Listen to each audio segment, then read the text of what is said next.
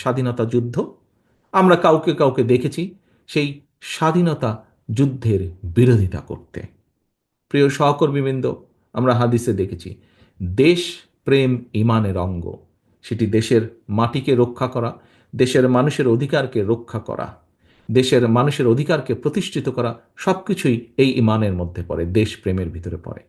আমরা দেখেছি বিএনপির ক্ষেত্রে, আমরা দেখেছি বিএনপির প্রতিষ্ঠাতা শহীদ রাষ্ট্রপতি রহমান যুদ্ধ করেছেন। পরবর্তীতে যখন উনি দেশের মানুষের দ্বারা উনি দায়িত্ব পেয়েছেন, দেশের মানুষের মাধ্যমে দায়িত্ব পেয়েছেন, তখন আমরা দেখেছি যে মানুষকে সংগঠিত করে কিভাবে দেশ গঠনে উনি ভূমিকা রেখেছেন।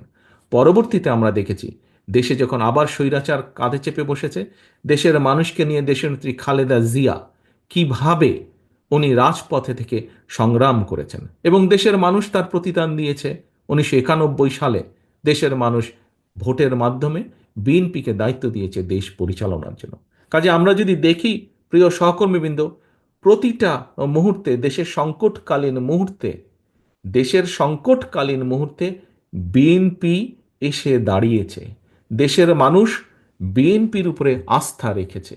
দেশের মানুষ চেয়েছে যে ঠিক আছে, যেহেতু বিএনপির উপরে আস্থা রাখা যায়, বিএনপিকে আমরা দায়িত্ব দিই। যখনই একটি নিরপেক্ষ নির্বাচন হয়েছে, কম বেশি প্রায় সকল নিরপেক্ষ নির্বাচনে যা দেশে এবং বিদেশে স্বীকৃতি লাভ করেছে একটি নিরপেক্ষ নির্বাচন হিসেবে, সেই নির্বাচনের মাধ্যমে প্রতিবার